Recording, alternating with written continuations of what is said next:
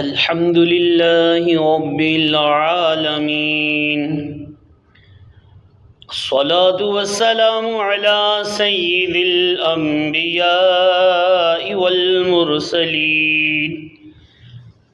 أما بعد، فأعوذ بالله من الشيطان الرجيم. بسم الله الرحمن الرحيم. قال الله تبارك وتعالى في شان حبيبه: إن الله وملائكته يصلون على النبي يا أيها الذين آمنوا صلوا عليه وسلموا تسليما. درود پاک پڑھیے. الصلاة والسلام عليك يا سيدي يا رسول الله وعلى آلك وأصحابك يا سيدي يا حبيب الله. الصلاة والسلام عليك يا سيدي يا نبي الله وعلى آلك وأصحابك يا سيدي يا نور الله. فرمان آخری نبی رسول ہاشمی صلی اللہ تعالی علیہ وآلہ وسلم ہے، جس نے مجھ پر صبح اور شام 10 بار درود پاک پڑھا، اسے قیامت کے دن میری شفاعت ملے گی. شہر یار رم تاجدار حرم، شہر یار رم تاجدار حرم، نو بہار شفاعت پہ لاکھوں سلام. اللہ پاک قرآن پاک میں ارشاد فرماتا ہے: وَأَمَّا بِنِعْمَةِ رَبِّكَ فَحَدِّثْ، اور اپنے رب کی نعمت کا خوب چرچا کرو. صلو علی الحبیب صلی اللہ علی محمد. نمبر 30 کی سورۃ والضحیٰ کی آیت نمبر 11 یعنی آخری آیت کریمہ ہم نے سننے کی سعادت حاصل کی. اس آیت کریمہ میں بلا واسطہ ہمارے پیارے پیارے آقا مکی مدنی مصطفیٰ صلی اللہ علیہ وسلم کو ایک حکم دیا گیا ہے. پھر آپ صلی اللہ علیہ وسلم کے واسطے اور وسیلے سے یہ حکم ساری امت کے لیے ہے، ہم گناہ گاروں کے لیے بھی ہے. یعنی اس آیت کریمہ کے 2 پہلو ہیں.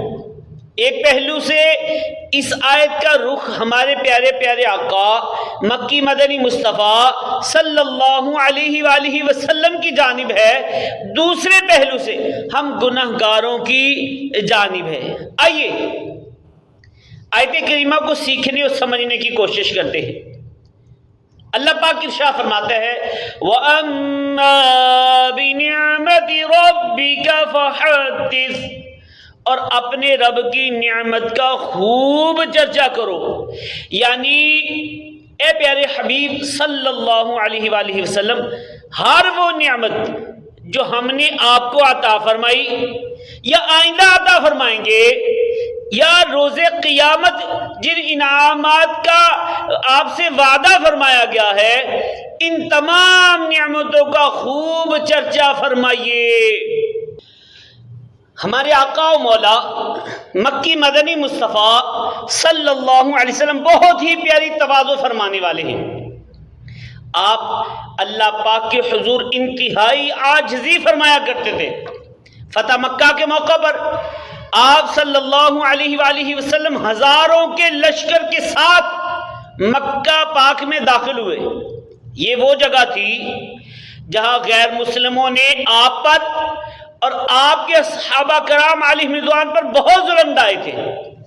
وہی جو بلال حبشی رضی اللہ تعالیٰ عنہ کو تپتی ریت پر لٹاتے تھے، وہی جو صحابہ کرام علیہم رضوان کو چٹائی میں لپیٹ کر دھونی دیا کرتے تھے، وہی جو نرم نرم جسم مصطفیٰ صلی اللہ علیہ وآلہ وسلم پر پتھر برسایا کرتے تھے، وہی جو خون کے پیاسے تھے، جان کے دشمن تھے، آج وہی غیر مسلم سر جھکائے بے بسی کے ساتھ پیارے آقا صلی اللہ علیہ وسلم کے سامنے تھے۔ پیارے آقا مکہ مدینہ مصطفیٰ صلی اللہ علیہ وسلم فاتحانہ شان کے ساتھ مکہ پاک میں داخل ہو رہے تھے۔ روایات میں ہے کہ اس وقت تواضع یعنی عاجزی کے سبب آپ نے سر پاک کو بہت نیچے کیا ہوا تھا، یہاں تک کہ امامہ شریف کے پیچ سواری کی کاٹھی کے ساتھ بس یعنی ٹچ ہو رہے تھے۔ اللہ اکبر اللہ اکبر سبحان اللہ۔ تو یہ ہے محبوب ذیشان صلی اللہ علیہ وسلم کی عاجزی مبارک۔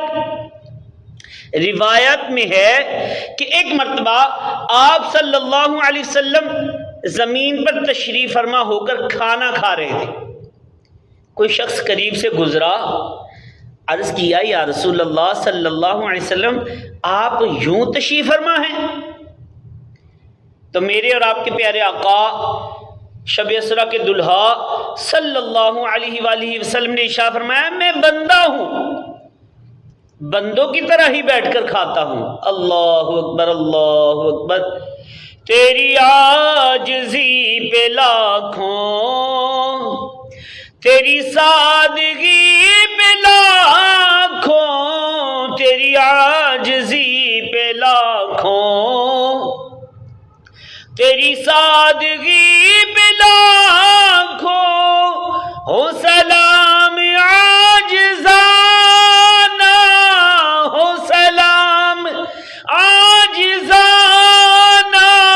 مدنی مدینے والے، مدنی مدینے والے، مدنی مدینے والے، ہے چٹائی کا بچھونا کبھی خاک ہی پہ سونا، ہے چٹائی کا بچھونا کبھی خاک ہی پہ سونا، کبھی ہاتھ کا سرانا، مدنی مدینے والے، مدنی مدینے والے، مدنی مدینے والے، کبھی جو کی موٹی روٹی تو کبھی کھجور پانی، کبھی جو کی موٹی روٹی تو کبھی کھجور پانی، تیرا ایسا سادہ کھانا، مدنی مدینے والے، مدنی مدینے والے، مدنی مدینے والے۔ تو بہرحال محبوب خدا مکی مدنی مصطفیٰ صلی اللہ علیہ وآلہ وسلم اللہ پاک کے حضور بہت عاجزی فرمایا کرتے تھے، اس لیے ہو سکتا تھا کہ آپ صلی اللہ علیہ وسلم اپنی زبان پاک سے اپنی شانوں کا اظہار ہی نہ فرماتے، چنانچہ اللہ پاک نے حکم ارشاد فرمایا، اللہ پاک نے حکم دے دیا وَأَمَّا بِنِعْمَةِ رَبِّكَ فَحَدِّثْ، کہ اپنے رب کی نعمت کا خوب چرچا کرو۔ یعنی اے محبوب صلی اللہ علیہ وسلم، اللہ پاک نے آپ کو جو شانیں عطا فرمائی ہیں، آپ کی عاجزی، آپ عاجزی فرماتے ہوئے انہیں بیان کرنے سے مت رکیے، بلکہ اللہ پاک نے جو شانیں بخشی ہیں، جو شانیں آپ کو عطا فرمائی ہیں، ان کا خوب خوب چرچا کیجئے۔ آئیے شان مصطفیٰ بازبان مصطفیٰ، یعنی اب پیارے آقا مکی مدنی مصطفیٰ صلی اللہ علیہ وسلم نے اس حکم الہی پر عمل کیسے کیا، چند روایات سماعت فرمائیے۔ سیدنا ابو سعید خدری رضی اللہ تعالی عنہ سے روایت ہے، فرماتے ہیں کہ رسول پاک صلی اللہ علیہ وسلم نے ارشاد فرمایا، انا سید ولد آدم یوم القیامت ولا فخر، فرمایا میں روز قیامت تمام اولاد آدم کا سردار ہوں گا، اور یہ بات فخر سے نہیں کرتا، یعنی میں اپنی تعریف کے طور پر یہ بات نہیں بتا رہا، بلکہ اللہ پاک کا حکم ہے، نعمت کا چرچا کرنے کا فرمایا گیا ہے، اس لیے تمہیں بتا رہا ہوں کہ انا سید ولد آدم یوم القیامہ، کہ میں تمام اولاد آدم کا سید ہوں گا قیامت کے دن، اور فرمایا وَبِيَدِي لِوَاءُ الْحَمْدِ وَلَا فَخَرَ، فرمایا حمد کا پرچم میرے ہاتھ میں ہوگا، میں یہ بات فخر سے نہیں کہتا، اور آدم علیہ السلام اور ان کے علاوہ سارے کے سارے نبی روز قیامت میرے پرچم کے نیچے ہوں گے۔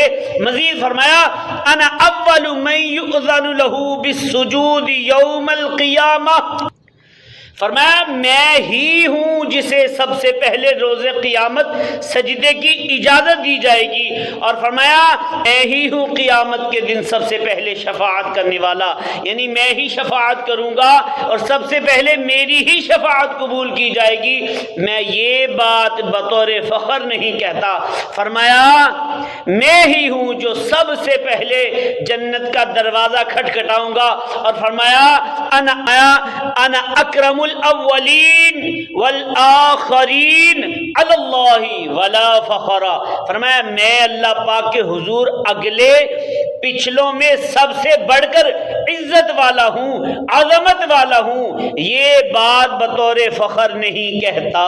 اللہ اکبر، اللہ اکبر، اور فرمایا انا قائد المرسلین ولا فخر وانا خاتم النبیین ولا فخر، فرمایا میں رسولوں کا قائد ہوں، یہ بطور فخر نہیں کہتا، میں سب سے آخری نبی ہوں، بطور فخر نہیں کہتا۔